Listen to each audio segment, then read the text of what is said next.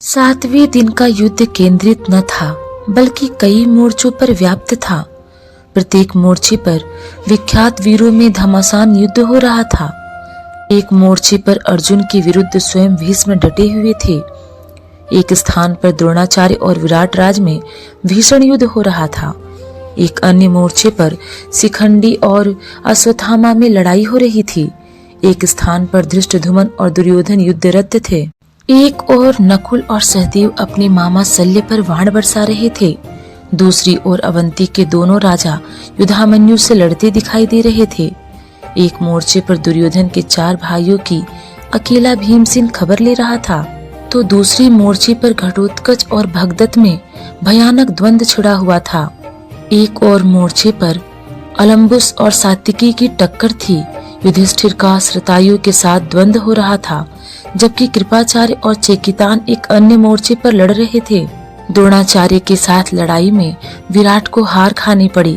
विराट कुमार उत्तर एवं श्वेत पहले ही दिन की लड़ाई में काम आ चुके थे। 7वें दिन के युद्ध में तीसरे कुमार शंख ने पिता के देखते देखते प्राण त्याग दिए, परंतु यह युद्ध अधिक देर न चला। सूरज अस्त होने लगा और युद्ध बंद हुआ। 8वें दिन का युद्ध शुरू हुआ तो पहले ही धावे में भीमसेन ने धृतराष्ट्र के 8 बेटों का वध कर दिया। एक ऐसी घटना हुई कि जिससे अर्जुन शोकाविहल हो उठे।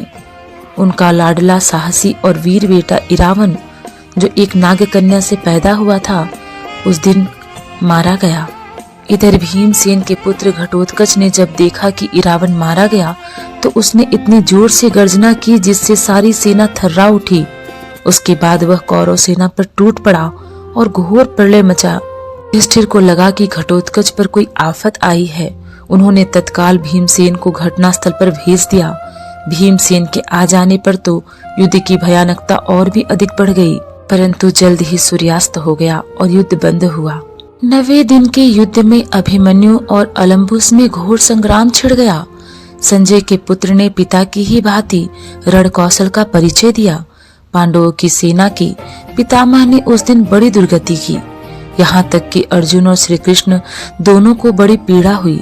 सैनिक बहुत पीड़ित हो रहे थे। थोड़ी देर में सूर्यास्त हुआ और उस दिन युद्ध बंद कर दिया गया।